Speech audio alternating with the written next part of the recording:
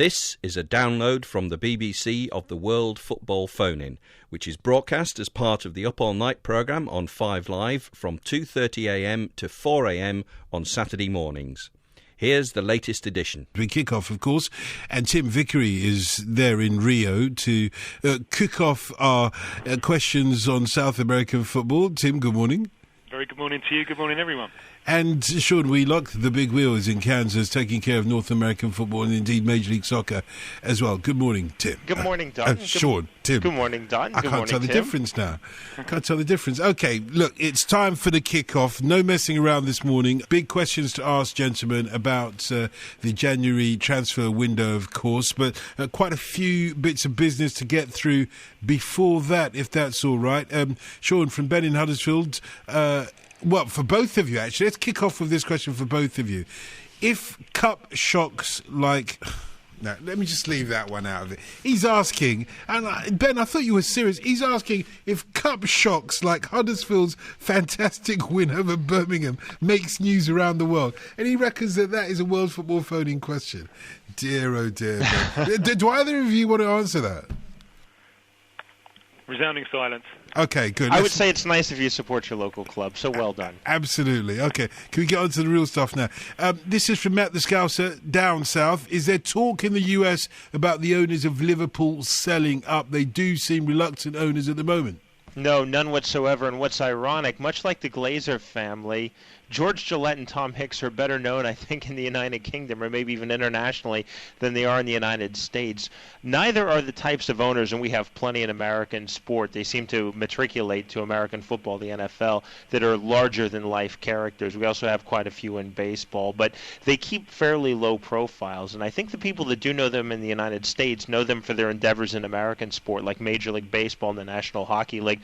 It's really a story that just has not emerged. Now, and we've talked about this on the program before, I had a chance to meet and interview for BBC Tom Hicks right after he purchased the club just about 10 months ago at his office in Dallas, and he really stressed his commitment for the long term. He talked about his son, who's in his 30s, wanting to take over one day. George Gillette also has a son in his 30s, and he wants his son involved. So I don't think that there's really any serious action in terms of selling the club.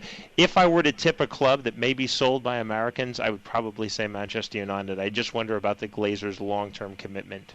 It's a World Football Phone-In. We literally have listeners all around the world. This one's from Steve in Germany, who's a huge fan of Bayern Munich, and he says he has a question for Tim. Maybe, Tim, you could give him some information about Bayern's latest addition from Brazil, Breno, who's an 18-year-old defender.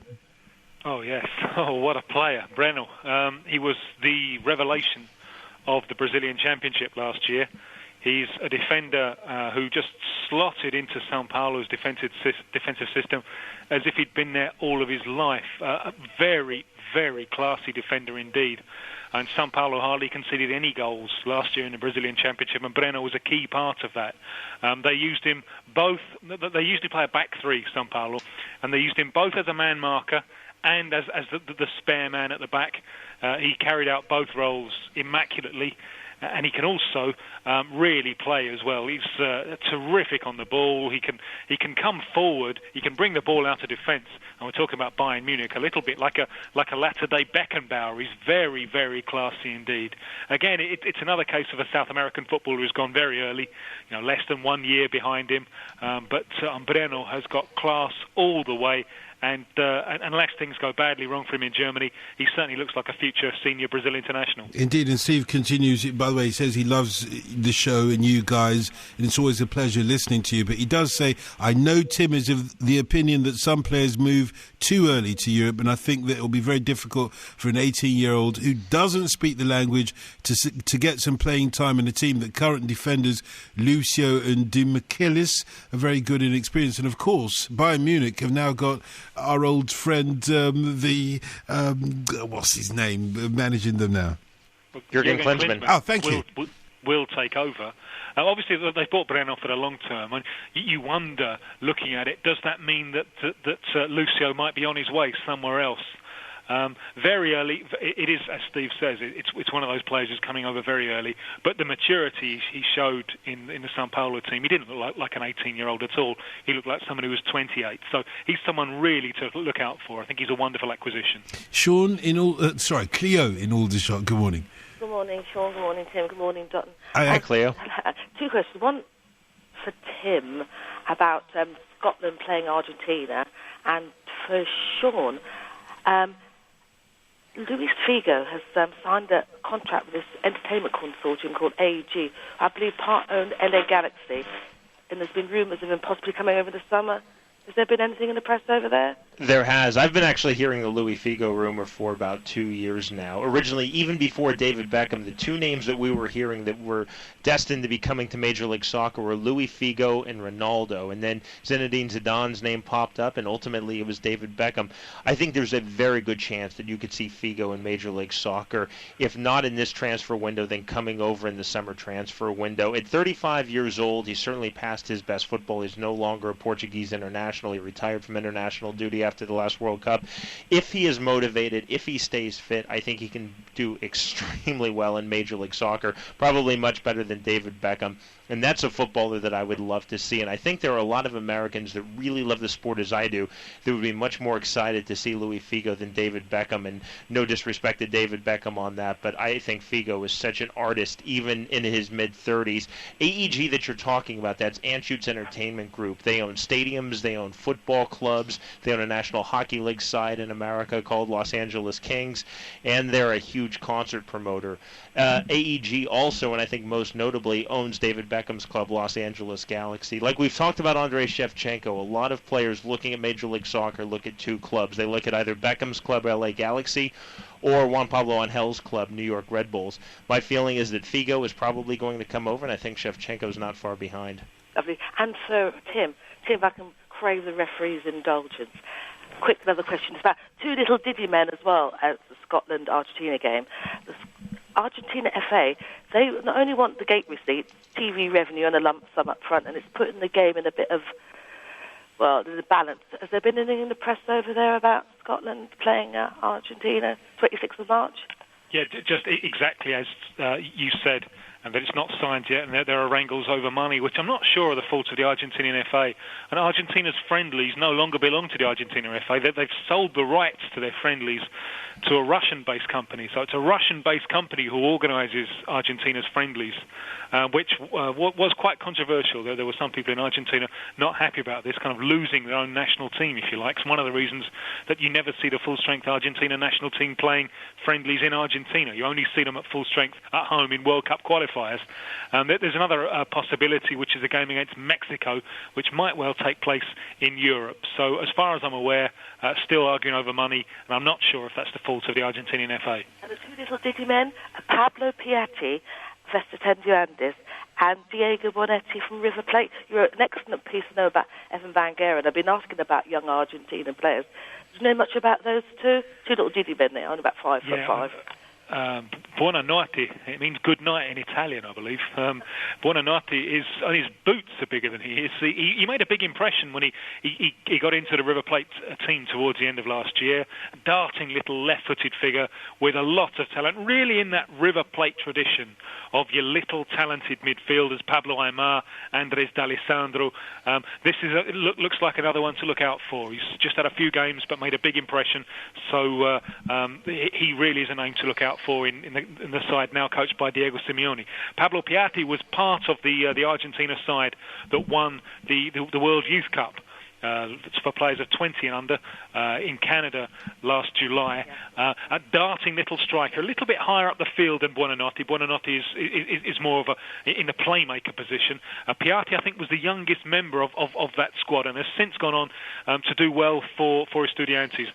They're in the Copa Libertadores, South America's Champions League, so Piatti will have a chance to grow up quickly playing the Libertadores, which I think is fantastic football experience. But two more from that conveyor belt of diddy men that Argentinian football produces, and certainly two names to look out for. And I do appreciate the call, by the way. It's North and South America. Sean, if Beckham gets 100 England caps, will this stimulate US interest in him since Galaxy had such a bad season? Asked Mike in Buckinghamshire. It really has nothing to do with reaching the century. It has to do with David Beckham staying active as an England international. Major League Soccer takes great pride in that because they've had certainly some outstanding footballers come to the League Bronco, but that's after he was done with Brazil. Lothar Matthäus when he was at the tail end of his German international career, Roberto Donadoni after he was finished with Italy.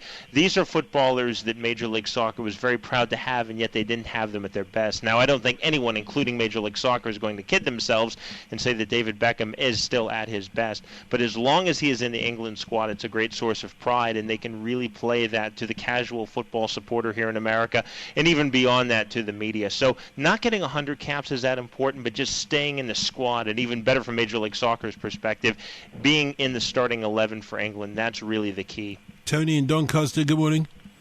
Morning, gentlemen. Hiya. Just a couple of questions, please, Dotton. Go ahead. I'll ask them quickly.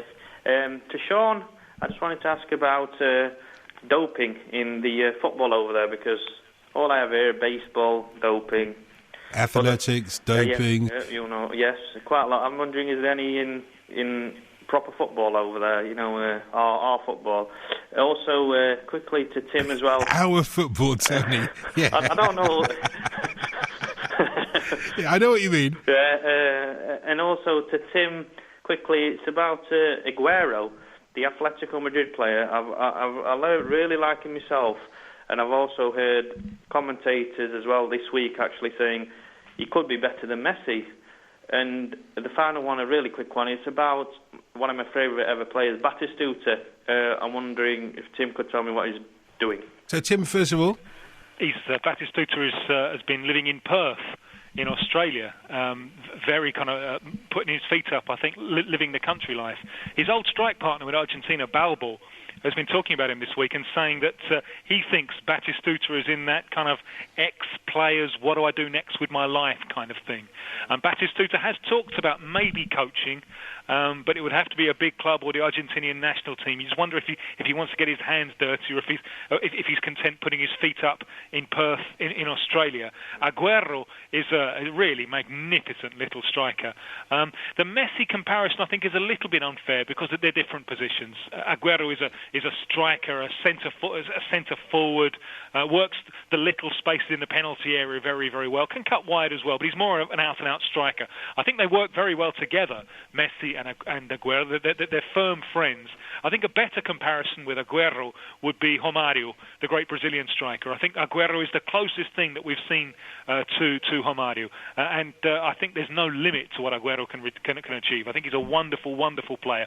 Although, and he's just had a terrific few months with Atletico Madrid, I wonder whether this season he's going to run out of steam before the end of the season, because really he hasn't had any holidays, and he gave up his holidays in order to appear for Argentina in the World Youth Cup, and it was his goals that took them to victory. And I think towards the end of the season he might well pay the price for that. He might well run out of steam, but for the long term, an absolutely fantastic player. How old is he, Tim, please? 20. 20, all right. I think he's going to be 20 this year. I think he was born in 88. Sure. And Sean, about the doping, is there any stuff over there about the Can football? we trust Yanks when they play I think that's football? I think that's a wonderful question, and I'm glad you raised the point. There's been so much in the media, including the Marion Jones story, which just broke today. There has been nothing, I'm happy to say, in terms of football. No scandal whatsoever, not even a hint of scandal with Major League Soccer or any of the lower levels of football here in the United States or with any of the U.S. internationals. And, I have a lot of friends who are professional footballers here in America, and I've never even heard it whispered. It's just simply is something that does not happen. When you look at baseball and American football, they really talk about human growth hormone and anabolic steroid. And when you break it down for the sport of football, those are drugs that you just wouldn't think would really help a footballer. Maybe a big central defender, but you just don't really even associate that. I guess, and I'm just assuming now, that if a footballer were to be a drugs cheat, I think they would probably look to what professional cyclists do, which is like blood boosting, like EPO. But again, happily, there's never been a hint of that scandal whatsoever. And I found it very interesting because what are called, somewhat arrogantly, the four major sports here in the United States, which is Major League Baseball, the National Football League, American football, the National Hockey League, and the National Basketball Association, have all formed with the United States Olympic Committee to implement drug testing and get on a standardized procedure. And Major League Soccer was absent from that. And my feeling is they're absent from that because they just simply don't have the problem. And I'm not sure if there's a problem anywhere in the world. Tim, I guess I would throw that to you. I don't know if you've ever heard of a hint of any type of drugs cheating in South American football, but to my recollection, I've never heard of it anywhere in the sport. Well, there's part of this, I think, is the nature of the sport, because when we were looking at Ben Johnson back in '88, it was the drug that was the performance. And if you look at athletics, almost all the world records are from that late '80s, early '90s period. Obviously, because people were doped out of their eyeballs, and that was a huge part of it. But there's never been a drug invented, in my knowledge, that helps you control a football. So the techniques of the game mean that the drug will never give you the advantage that it can in other sports. Having said that, yes, there have been cases, and Mexico is a country that's been particularly prone to nandrolone. Nandrolone, I think, beats you up a little bit physically, and Mexico's had a number of cases of players failing tests for nandrolone. Further south, in South America, it's been more social drugs. It's been more cocaine that people have tested positive for, which obviously that doesn't give you any sporting advantage whatsoever. But part of this, as I say, it's the nature of the sport. Until they invent a drug that helps you control a ball, then this won't be as big a problem in football as it is in athletics and other sports. Tony, thanks a lot for the call. Jack in Portsmouth, good morning. Oh, hi there. I'm just like to wish you all the luck for the next 10 years for the show. I'm a big fan, and keep up the good work. Absolutely, thank you. My question's for Tim. I'm a big Chelsea fan, and I've always been fascinated about South American footballers. And recently I heard some news that a young Argentine player called Franco Di Santo, who plays his football in Chile, I believe, for a club called Audax Italiano. I believe Chelsea have signed him, or at least made an agreement with the Chilean side. I wonder if you could tell me a bit more about him, and if we could be seeing him at Stamford Bridge in the near future. Well, I'm not quite sure how they're going to get the work permit thing sorted out for him. Although he may well have an Italian passport, which will get round that one. Yeah. He reminds me a lot of a young version of Roque Santa Cruz, who's doing so well with Blackburn. He's a similar kind of striker, beanpole build, but good ground skills, as well as good in the air. Obviously, something like 6'4", very subtle on the ground, and really is a very, very promising striker. And having said that, I can't see him doing too much in the Premiership, not even for the next couple of years. And if you were to throw him in the Premiership now, I think he'd get snapped. He'd get snapped in two with that beanpole build of his. I think he'd find the Premiership just far too furious and far too physical for him at the moment. There is terrific promise there. And he scored plenty of goals in Chile for Audax Italiano. But even at this stage in his career, he's quite often been substitute for him. Bring him on in the last 20, 25, something like that. And Argentina, they took him a year ago. They took him to the South American Under-20 Championships, but they didn't take him then to the World Youth Cup in July because they just didn't think he was ready. He showed flashes of promise. I watched him a year ago in Paraguay in the South American Under-20s. He showed flashes of promise, but you didn't think he was quite ready. So he's one for the long term. So the risk that he's running by coming across so quickly is, what's he going to do now? He's going to kick his heels in reserve football? Is he going to be loaned out or something like that? We've seen lots of careers go wrong because of that. So I know I say this so often that I must sound like a stuck record, but I honestly think that he would have been better advised just to have stayed another couple of years in South American football before making the move over. But a very, very promising player who, as I say, does remind me a lot of a young Roque Santa Cruz. Jack in Portsmouth, thanks very much. Let me just say to our listener Al Hassan, who sent me a text saying it's sad that for a very long time Africa has not been represented on the programme with the African Cup of Nations coming up. It's a big loss to African listeners on Up All Night. Where is Durasimi Thomas? I think you'll find Al Hassan is ready to come off the bench just as soon as the action starts in Ghana. David in Charmouth, good morning. Hi, good morning. Hi, go ahead. Just a quick question for Sean, really. Well, first of all, it's about Eddie Gavin. I'm not sure who he plays for now, but I know he used to play for the Metro Stars. That's right, yeah. Eddie Gavin is now with Columbus Crew. He was actually linked when he was 17 years old to a move to Manchester United.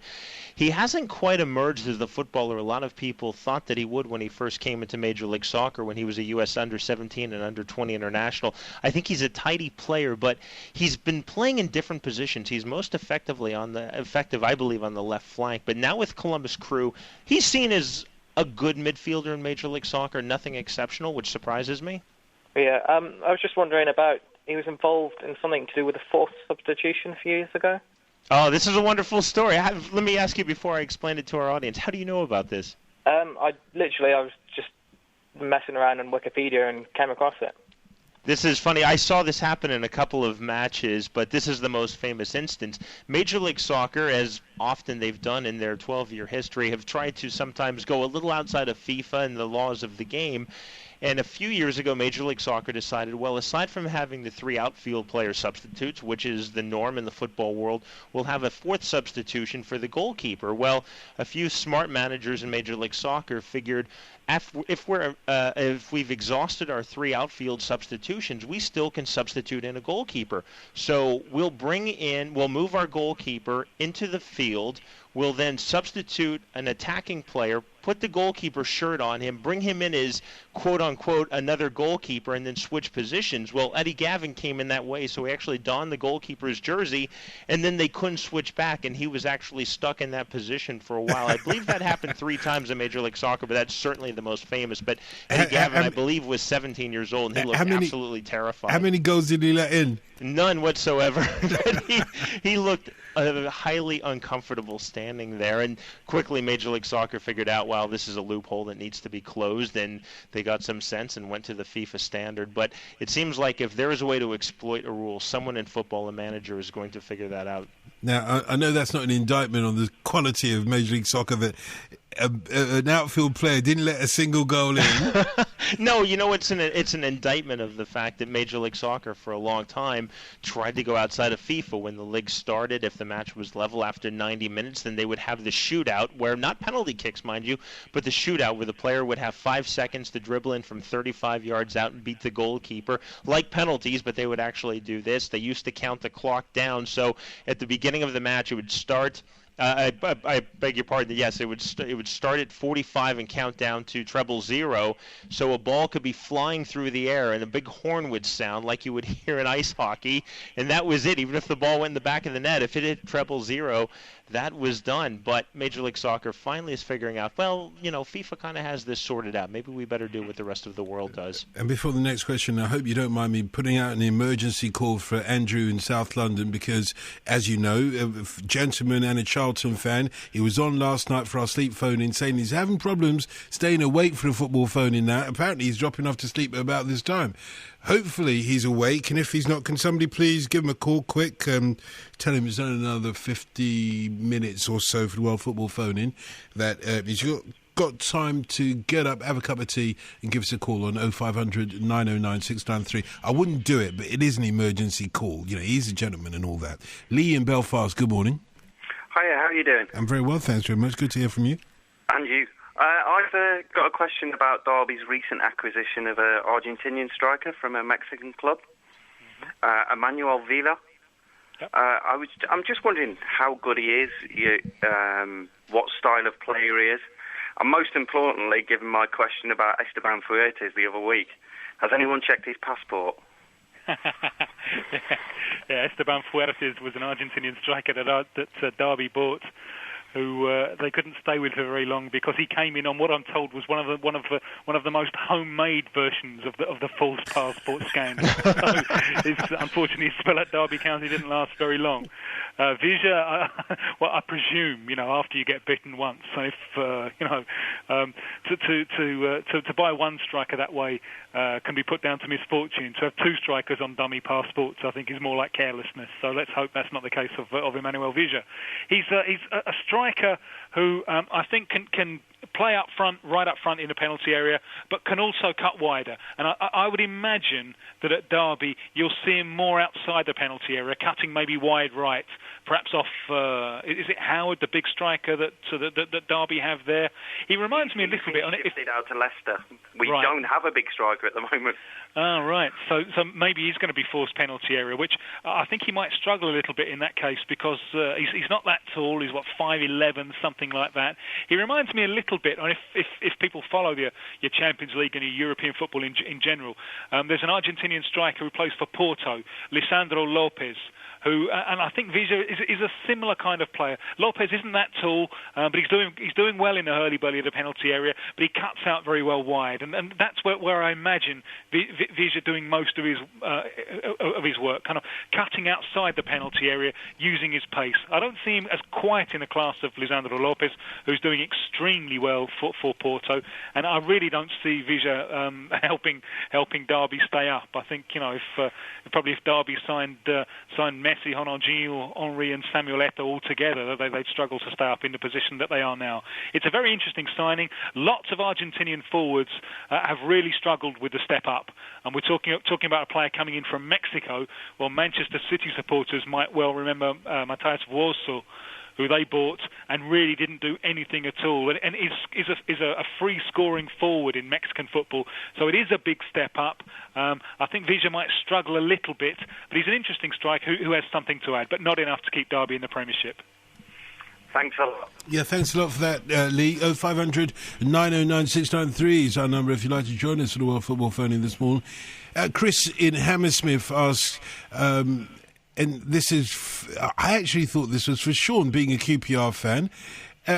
Sean, any news on Sebastian Ruscoleda from Tigre? Rumour here is that he failed a medical in London yesterday. Have you heard any different? That's thanks, and come on, you ours.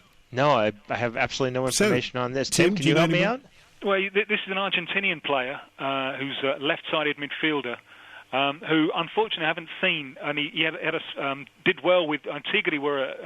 It's a traditional club who just got back into the Argentinian First Division in August for the first time in years and years and years. So they had a good campaign on the back of that. Ruscoleda has earned this move. He had a little spell with the Ajax reserves a couple of years ago and didn't make the grade on that occasion. So it's the second time that Europe is beckoning for him. I haven't heard anything about the medical. I sincerely hope that he hasn't failed the medical and he manages to get his second bite of the European cherry. But I haven't seen him, so I can't really comment. Ziggy in Leatherhead, good morning. I've got a question for Sean. Sean, do the other four major US sports try to make sure that football is still a minority sport, somehow conspire against it, due to the fact that of sporting revenue? Now, that's a really good question, and I think there are people that would probably say yes. I mean, if you look at it from the entertainment perspective, and sport, like it or not, is entertainment, it's part of the entertainment industry, it is in the best interest of the four major sports, which are seen as American football, baseball, ice hockey, and basketball, to keep an emerging sport like football down, because there's only so much money that people can spend on entertainment, spend on sport. And if you think Major League Soccer gets their annual attendance from 15,000, say in 5 years, to 25 or 30,000, that's probably going to mean addition by subtraction. Another sport is going to lose those supporters. They're going to lose ticket revenue, television audience. I don't know that there is an active move on that. I do know, in talking to a number of NFL owners, that a few of them are not thrilled when they see their brethren trying to go into the Premiership or even Major League Soccer for that matter. They think that they should focus on their sport. Dan Rooney, who owns Pittsburgh Steelers of the National Football League, I remember very vehemently telling me back in March that he thought it was a mistake that someone like Randy Lerner, who owns Cleveland Browns, or Stan Kroenke, who owns now part of Arsenal and is an owner of St. Louis Rams in the NFL, Lerner, of course, also owning Aston Villa, that they are trying to get into football and they should stay in American football. I don't think that there is a concerted effort, and again, I think there are people that may disagree with me, may say that there's some sort of a conspiracy, but certainly it is in their best interest. I don't know that they can get together and agree on anything like that. Where you may see pressure is if a company like, say, Coke or Nike does a lot of business with their league, and they know that they want to do business with Major League Soccer, they may say, you know what, you should probably steer your money towards us for these reasons. But I think it's more something that's kind of behind the scenes, kind of on a small factor, just trying to look out for themselves rather than trying to damage football, damage Major League Soccer. What about, didn't you say that ESPN used to take the mickey out of football for 5 minutes a day? Oh, I think they still do. It's something that bothers me a great deal. ESPN is a major sports network for our listeners who don't know what it is. I don't think that it's still being shown in the UK. Dalton, can you help me out? Is that correct? I don't watch ESPN. Has anybody seen it over here? No. I don't. I know they're making a presence in Europe, and Tim, I know you get to see it in South America. But ESPN is basically a 24-hour sports channel, and they have some spin-off channels. They have an ESPN Classic, an ESPN2, and ESPN News.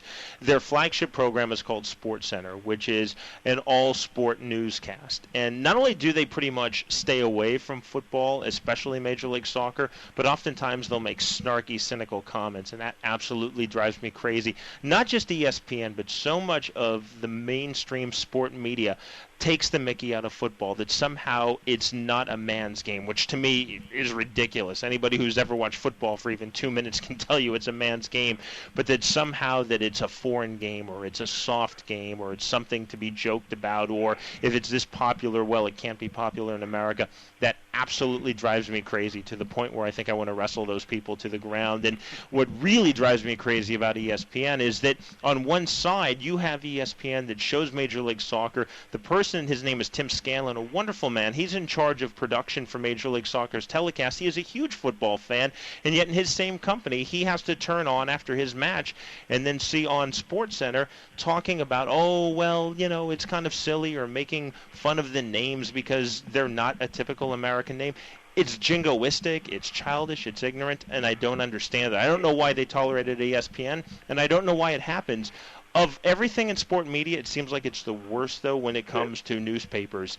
In the newspaper business, if they're not ignoring football, they seem to be slagging it off. And again, I just don't understand why that is, other than maybe it's just ignorance. I have to admit, don't take this the wrong way. I love the United States, but I really do take offence that they try and sell us American football, yet get very perturbed when we try and sell them soccer. No, I think that's a very fair point. I take no offense at that at all. I think that is an extremely fair point. There are a lot of people, and maybe they feel threatened, and I've talked to a lot of my colleagues who work as commentators like I do, or writers in the sport of football who are Americans, and I've talked to them about this theory that I almost think that people who work in sports media in the United States feel threatened by football, because if they acknowledge football, that it's an emerging sport and it's a major sport in just about every country in the world, and if it's not a major sport in America, it soon is to be, then they have to understand it. They have to take time. They have to watch the matches. So it's a lot easier just to dismiss it, just to laugh at it, than to actually take the time and learn about football.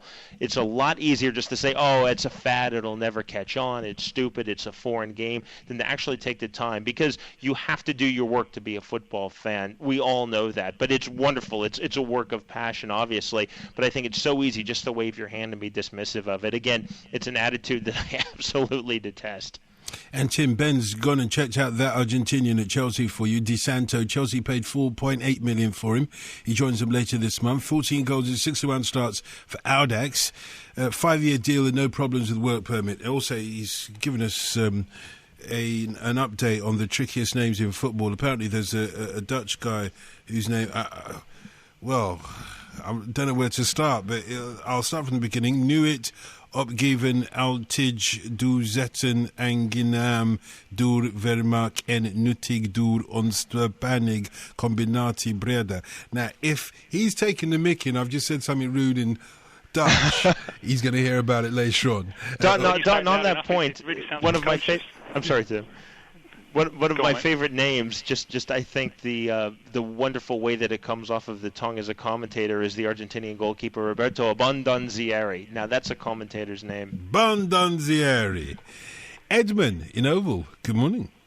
Morning, Tim. Dalton. Good morning, Tim, and good morning, Sean. Morning. I've got questions for both Sean and Tim. I'll start with Tim first. Tim, do you think the amount of players that are leaving South America football to ply their trade in other parts of the world especially the young ones, do you think they will lose their identity? Meaning, do you think they will basically say, oh yeah, I'm fed up of playing for the national team because I don't get a chance to play? Typical example being Eduardo. And my other question is, what's your opinion about the African Cup of Nations being played at the beginning of the year? Because there was a debate on 5 Live yesterday evening, whereby, Steve Clark was saying they should basically shift it to June, which is actually the end of the season for most of the European nations.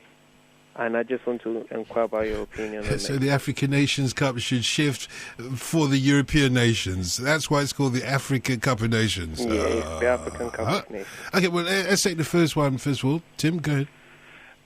The idea of identity, I think it's an interesting question, and a man who's been absolutely crucial for the history of the Argentinian national team is Jose Peckerman, who coached them during the last World Cup. Yes. And Peckerman made his name as a youth coach. He took over in the mid-90s. Yes. And Peckerman's idea was, look, we're going to lose our players to European football at an ever earlier age. How do we secure them for the future of Argentinian football? We must invest in youth, and we must almost give them a crash course in Argentinian football identity at youth levels, because after that we're going to lose them. Yeah. I think it stands as a tribute to his work. The type of football that Argentina play today, wonderful passing football through everything going through Riquelme, changes of rhythms. It's wonderful traditional Argentinian passing football played by a team where almost all the players play in Europe. Almost all the squad plays in Europe. So I think because of Peckerman's ideological work, I think that they haven't lost their identity. And in general, for South American footballers in general, I still tend to think that representing their own national team is more important for them than it is for the European players. If you're talking about Brazil, how many symbols of the nation are there? How many symbols of the Argentinian nation or the Uruguayan nation or so on? The football team is the principal symbol of the nation. Yeah. And so I still think it's really, really important to them. And that there aren't many cases of players naturalising and playing for other national teams who could have got into the Brazil side. And you gave the example of Eduardo. Yeah. Now with Croatia. Had he known that he would be this successful in the game, and he would be playing for a major Premiership club and scoring these goals, well, that would have given him a chance to play for Brazil. But had he known that 2 or 3 years ago, perhaps he would have held on. But at the time, he was absolutely unknown in Brazil. No one knew him. He's not a chance of getting in the national team, and he's there in Croatia. Croatia is providing with a future, so he takes the decision to nationalise. But had he thought that he had a realistic chance of a career with Brazil, I think he probably would have taken it. So I think just because of the importance of representing the national team, I don't think this is going to be a big problem, even for Brazil, who exports so many players. The ones who can play for Brazil and who really think they've got a chance of playing for Brazil, they're going to hold on. Right. And Sean? In terms of the African Cup of Nations, maybe I'm the dissenting viewpoint here. I don't understand why they play in January. It seems like this controversy occurs every single African Cup of Nations. It's a wonderful competition. I think it's only been in the last few years that people outside of Africa have realized just what a wonderful competition it is. But I think that the quality is probably hurt because you have the club versus country row. You have these top-level footballers making millions and millions of pounds with huge clubs who are pressured, don't go to the African Cup of Nations or fly down for a match, then fly back for your club football match. I think this is something where FIFA probably needs to step in with CAF, the African Federation, and sort this out. Every other major international cup competition is played in the summer. That's the way the FIFA calendar is structured. Even the CONCACAF Gold Cup falls during the summer. Now, that's right in the heart of the Major League Soccer campaign, but they don't bow down to the United States Soccer Federation or Major League Soccer. They play that competition in the summer. I don't understand. Maybe someone who's more knowledgeable on African football than myself can tell me. I don't know why they're so dogmatic in continuing to play in January. Don, do you know the answer to that? No, I'm innocent, mate. Leave me out. I'm just a ref. I'll blow my whistle in a minute or two to prove it. Andrew in London. We woke you up. Listen, Dalton, good morning. And good morning, Tim and Sean. Good morning. You know the professor I spoke to last night about sleep? Yes.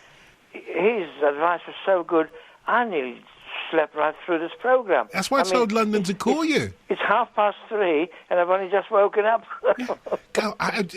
You must have heard me shouting on the radio. Would somebody please wake him up? Well, something woke me up. Anyhow, I'm glad it Look, did. Anyhow. I don't do this for everybody. You know, me being the ref and all that, I don't do this for everybody. But you get the silver service, especially because last night you said, well, I'll speak to you tomorrow on the phone, and then we didn't hear from you. I was getting worried. Here I am, you see. And no disrespect, Andrew, you know you've had a dodgy ticker, so I thought I'd better call just to check. Thanks very much. That's very kind of you. But apart from just chatting to me, you've got a question for Tim? Yeah. Tim, hello there. Oh, yeah. Tim, I've got a question about 3 young South American players. I've read in the last few days, literally, 2 young Argentinians and 1 Brazilian, all on the way to clubs in England. So it's just going to be a rush suddenly. I'll give you their names. I had to write them down because I don't think I've heard of any of them. First one is a Sebastian Rusculeda, who's coming from a team in Argentina, Tigre, to QPR. He's actually been signed. Now, I've never even heard of Tigre, the other player, so that's one. The next Argentinian is a player called Nicolas Mazzola, and I think I've probably heard of him, who is probably on his way from Independiente to West Ham. Now, he may have been the one who did so well for Argentina under 20 about a few months ago. And the third one, now he's a Brazilian, Leyer Leighton, who's on the way to Fulham from Goiás. Now, Goiás and Tigre I've never heard of. Independiente, of course, I have. Tell us something about the 3 and the clubs they're coming from, please, Tim. Goiás are a kind of Brazilian equivalent of Norwich, if you like. They're not as good as Charlton. No. Well, they're kind of Charlton's country cousins. A little bit like Norwich. They've got a tradition of playing attractive football. Letty Elton is a fullback, is a right back, was part of the same under-17 team that Marcelo, the left back who's now at Real Madrid, Anderson, who's now at Manchester United, was part of that team. And what surprises me about this is he hasn't really made the senior breakthrough with Goiás. He's been kind of in and out of the first team. He's still only a kid. He's still only 19. He's been in and out of the first team and hasn't really established himself in the Goiás first team yet. So it would seem to me to be very, very premature to talk about coming over to Europe. He's also, I think, got something of a temper, got something of a temperament problem. I've seen some wild tackles from him. But there's some promise there. It'll be interesting to see if that move goes through and if Roy Hodgson manages to get something out of him. Rusculeda, we talked about a little bit earlier on. I haven't actually seen him. He's a left-sided midfielder, and getting a left foot is always worth its weight in gold. Someone was saying earlier on this show that he might well have failed a medical. As I was saying, I hope that's not true. He had an unsuccessful. It's true now, Tim, the transfer. Excellent. He had an unsuccessful. What is Tigre? Never heard of them. Right, Tigre are a very traditional club in Buenos Aires, not right in the capital, but towards the north of Buenos Aires. So let's put that in London terms. They're maybe Barnet. Traditional team in Argentinian football, but who were years and years and years in the doldrums. Just got back into the Argentinian First Division and had a terrific campaign, and are losing players as a result of it. They've lost a centre-back to Botafogo in Rio, and now they're losing Rusculeda. He had a little spell with Ajax reserves a couple of years ago, and that didn't work. So let's hope that he's learned something, and with the campaign at Tigre, he's come through, and it is going to be an acquisition for Queen's Park Rangers and for English football. Mm-hmm. And Mazzola? Mazzola is a player I haven't seen, so this one is straight out of the blue for me. I don't know him, I haven't seen him, so which is indicative, I think, of the thing that players are just coming over. European clubs are going to be ripping them out of the womb soon. It used to be the case that you think about them coming over maybe 25, 26. They building a career. They'd be established internationals, and it just gets younger and younger and younger and younger. As is the case of Letty Elton, not even an established first-team player in the Brazilian First Division, and now is expected to do well in the Premiership. I think it's asking a lot. You've been listening to a download of the World Football Phone-In from Up All Night at BBC Radio 5 Live. You can put your questions live on Saturday mornings from 2:30am to 4am, or you can email us at upallnight, that's all one word, at bbc.co.uk. That's upallnight at bbc.co.uk.